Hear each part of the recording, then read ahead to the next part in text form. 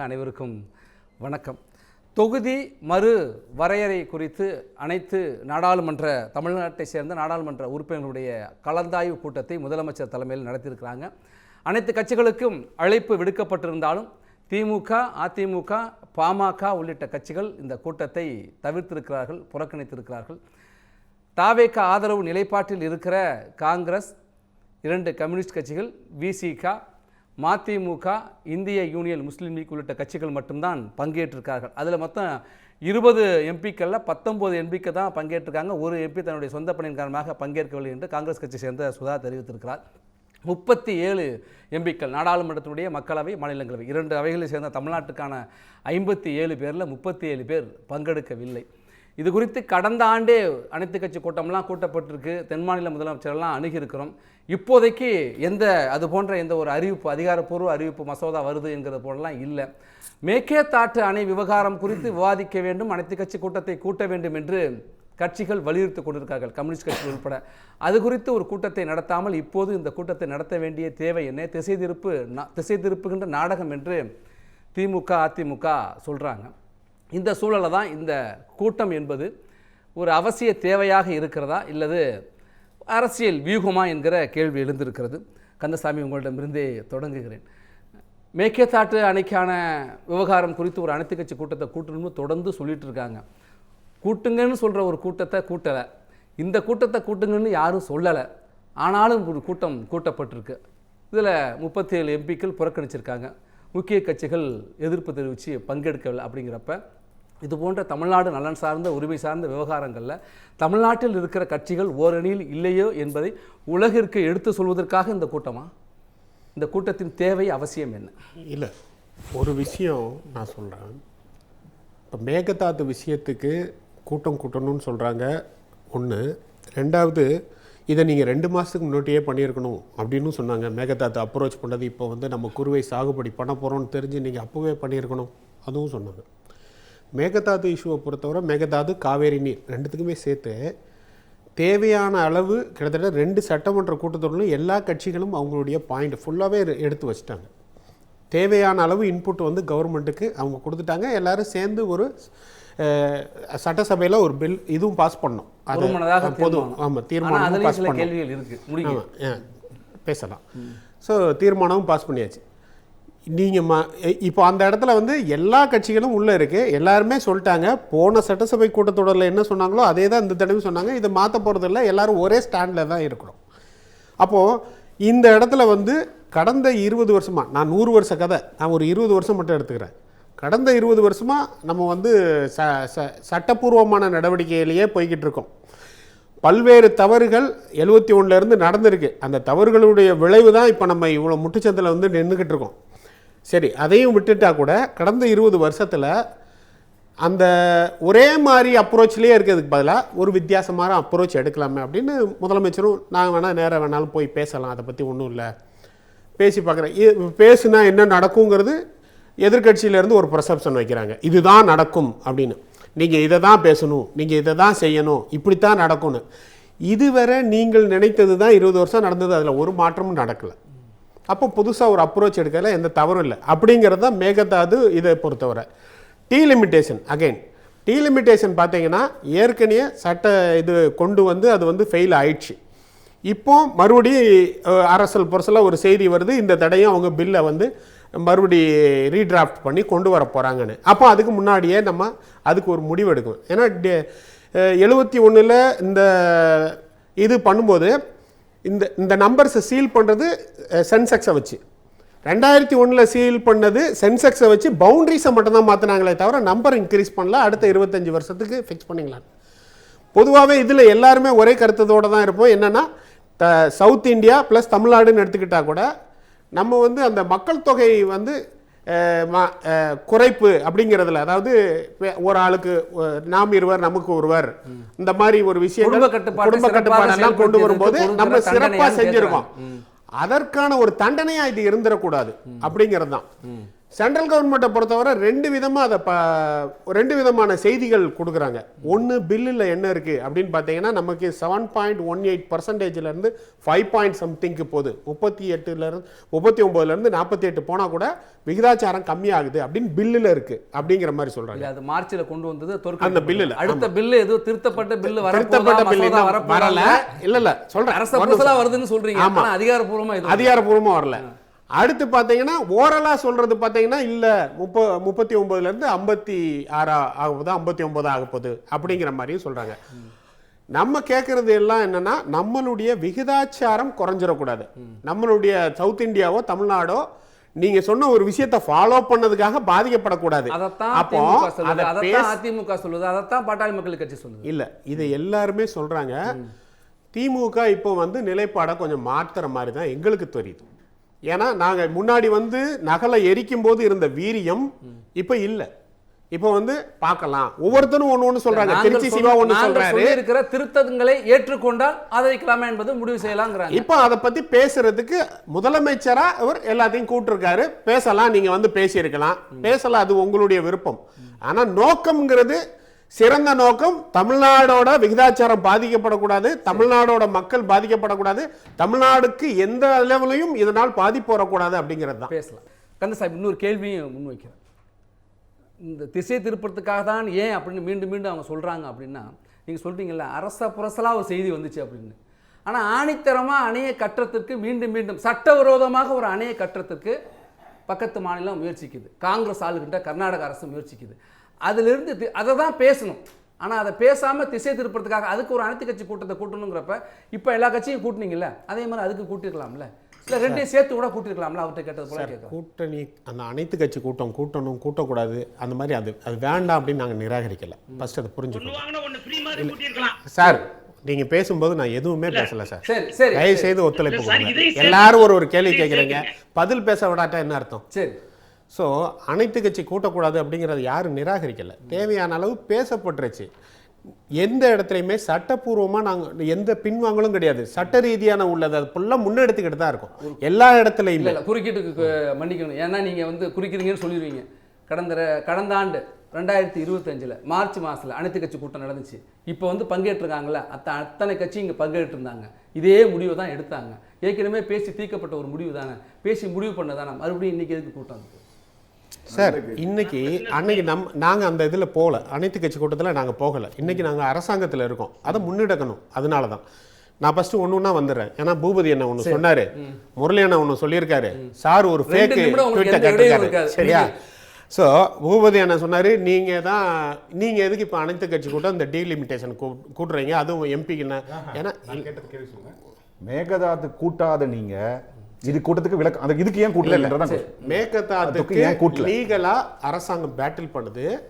அரசாங்கம் எல்லார்ட்டையும் அவங்களுடைய கருத்துக்களையும் கேட்டிருக்கு. எப்ப கேட்டாங்க சார்? அந்த சட்டசபையில தீர்மானம் வேற. நான் பேசிக்கிறேன், நாங்க எந்த குழப்பமும் இல்லைண்ணா, நான் எந்த குழப்பமும் இல்லை. எங்களுடைய நிலைப்பாடு தான் நான் கரெக்டா சொல்றேன். சட்டசபையில 2 அவையில் 2 தடவை, போன தடவையும் சரி இந்த தடவையும் சரி, போதுமான அளவு எல்லார் கருத்தையும் கேட்டு அதன்படி தான் அதை முன்னெடுப்பு எடுத்து செஞ்சுக்கிட்டு இருக்கோம். 20 வருஷமா ஒரே விஷயத்தை அரைச்சிக்கிட்டே இருக்கிறதே நீங்க மறுபடியும் அரைக்க சொல்றீங்க. நான் சொல்றதுதான் கரெக்ட், நாங்க சொல்றதான் கேட்கணும், நீங்க பதில் சொன்னா அது தப்பு தான், நீங்க செய்யறதெல்லாம் ராங்கா தான் போகும் அப்படிங்கிற பெர்செப்ஷனை மாத்துங்க. நாங்க அதுக்காக நான் சொல்றது கரெக்ட்னு சொல்ல, ஒரு முயற்சி பண்ணி பார்ப்போம் அப்படிங்கிறது மட்டும் தான் எங்களுது. நான் சொல்றது தான் கரெக்ட்னு எங்கேயுமே சொல்லலை, சரிங்களா? அது இன்னொன்று, பிரதமருக்கு கடிதம் எழுதியிருக்கோம். அந்த அமைச்சர், மத்திய அமைச்சர் தவறுதலா நீங்க கீழே எழுதியில உள்ள அந்த ஒண்ணுமே சொல்லல அப்படின்னு அண்ணன் சொன்னாரு. அதுக்கான முன்னெடுப்பே பண்ணல அப்படின்னு சொன்னாரு. அதை தாண்டி போகும்போது சட்ட ரீதியா எந்த சமரசமும் இல்லாம தான் போய்கிட்டு இருக்கோம். உங்களுக்கு ஒரு யூகம் இருக்கிற மாதிரி எங்களுக்கு ஒரு பெர்செப்ஷன்ல தான் போகுது. எதுவுமே இதுதான் நடக்குங்கிறத நம்மளால தெரியாது இல்லையா? ஆனா இதை நோக்கி நமக்குன்னு ஒரு ஐடியா இருக்கு, அவங்களுக்கு ஒரு ஐடியா இருக்கு, அதுதான் போகுதே தவிர நீங்க சொல்றதை கேட்க கூடாதுன்னு எந்த விதமான எண்ணமும் கிடையாது. இல்ல சார், நான் இன்னும் தெளிவா சொல்றேன். 2 விஷயமும் முக்கியமான விஷயம் தான் சார். தொகுதி மறுவரையறையும் முக்கியமான விஷயம் தான். மேகதாட்டு அணை குறித்து பேச வேண்டியது முக்கியமான விஷயம் தான். மேகதாட்டு அணை என்பது நம்ம வீடு சாலை ஓரத்து பக்கத்தில் இருக்குது. சாலை விரிவாக்கத்துக்கோ அல்லது நாளைக்கு நில மறு அளவீடு செஞ்சாங்கன்னா நம்ம வீடு இடிபடணும் நாளைக்கு அப்படின்னு உங்கள் இதில் ஒரு அரசு புதுசாக தகவல் வருது. ஆனால் வீடோட ஓடு கூரை சரிஞ்சுக்கிட்டு இருக்கு. எது முதல்ல செய்யணும்? மேற்கேத்தாட்டு அணை கூரை சரியறது மாதிரி அதுக்கு முதல்ல செஞ்சுக்கிட்டு தான் இருக்கு. அடுத்து பாருங்கங்கறாங்க. அதை செஞ்சுக்கிட்டு தானே இருக்கும். இன்னைக்கு லீகல் பேட்டில் போகாம இருந்திருக்கமா? இல்ல அதை லீகல் பேட்டில் போகாம இருந்திருக்கமா? இல்ல சட்டசபையில எல்லா கட்சிகளுக்கும் பேச வச்சு எல்லா கருத்தையும் வாங்கி இருக்கோம். கம்யூனிஸ்ட் கட்சியினுடைய உறுப்பினர் தளி ராமச்சந்திரன் என்ன பேசியிருக்காருன்னு பாருங்க.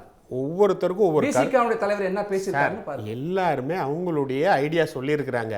இது வேற ஒரு விஷயம் ஒரே பேட்டர்ன்ல நடந்துகிட்டு இருக்கு. அதை வித்தியாசமா ட்ரை பண்ணி பார்ப்போமே அப்படிங்கறது நான் பேசிக்கிறேன் சார். நீங்க என்ன வேணாலும் சொல்லுங்க, நான் சொல்றதுதான் கரெக்ட். நான் சொன்னது கேளு, நீ அப்படிதான் கூட்டம் போடு, நீ இதை மட்டும் தான் பேசு அப்படிங்கறத மாத்துங்க. அவர் சொல்றதுதான் கரெக்ட், அவர் சொல்றதும் தவறு.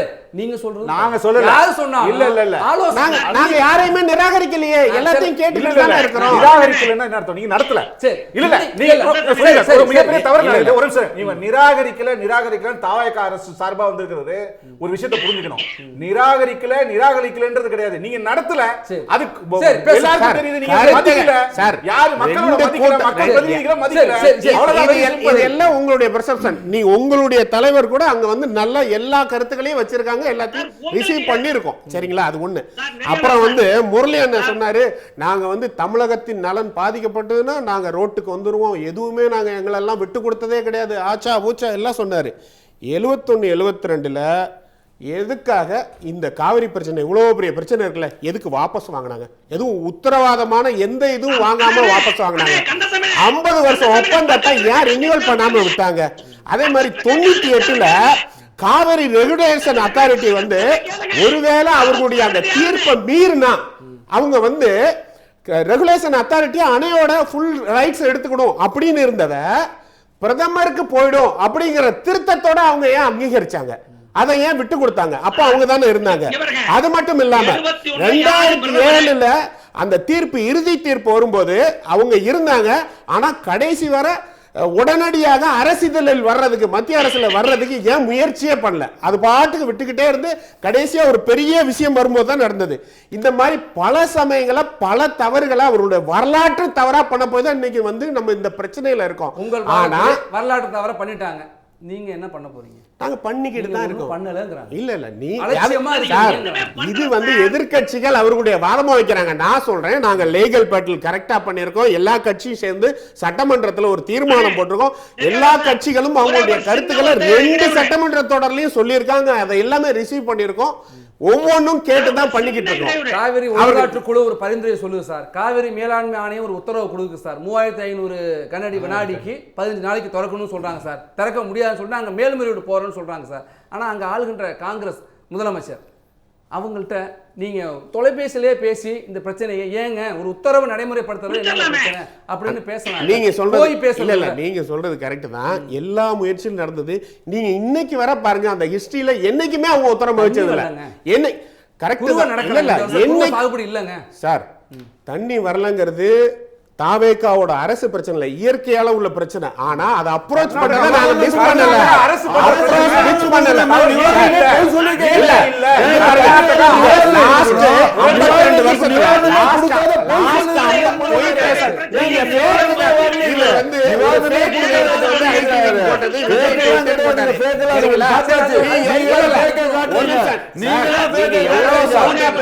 போய் பேசாதீங்க. இல்ல தைரியமா இருந்தா அந்த இவர் பப்ளிக்கா விடட்டும், நானும் பப்ளிக்கா எதிர்பார்க்கலாம். 52 ஆண்டுகள்ல அணை திறக்கிறது, மேட்டூர் அணை திறக்கிறது பல்வேறு சமயங்கள்ல பல்வேறு, அதாவது இயற்கை சூழ்நிலை காரணமா ஜூலைல திறந்திருக்காங்க, ஆகஸ்ட், மே, நவம்பர் வரை திறந்திருக்காங்க சார். இன்னைக்கு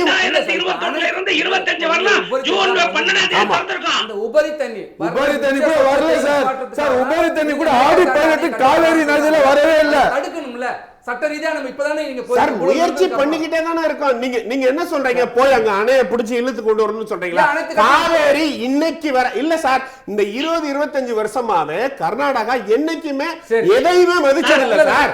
அது அப்பீலுக்கு நம்ம நீதிமன்றத்தை தான் நாடி இருக்கமே தவிர நீதிமன்ற உத்தரவுப்படி தான் எல்லாமே நடக்கிறதுக்கு முயற்சி பண்ணிருக்கோம். ஆனா இன்னைக்கு வர உபரி நீர் தான் நமக்கு வந்துகிட்டு இருக்கே தவிர உரிமை நீர் வரவே மாட்டேங்குது.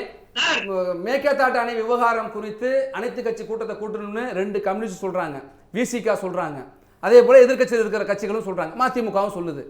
இந்த தொகுதி மறுவரையறைக்கு அனைத்து எம்பிக்கள் கூட்டத்தை கூட்டணும், கலந்தாய்வு கூட்டத்தை கூட்டணும்னு சொன்னது யாரு, கேட்டது யாரு? மேகதாது பிரச்சனை இல்ல மேகதாது பிரச்சனை வரும்போது நீங்க 2 மாசத்துக்கு முன்னாடியே இதெல்லாம் பண்ணிருக்கணும் அப்படிங்கறதும் சொன்னாங்க. கேட்கறத செய்ய மாட்டேங்கிறீங்க. இவங்க கூட சேர்ந்துக்கிட்டு ஜீரோங்கிற இத சொல்லாதீங்க.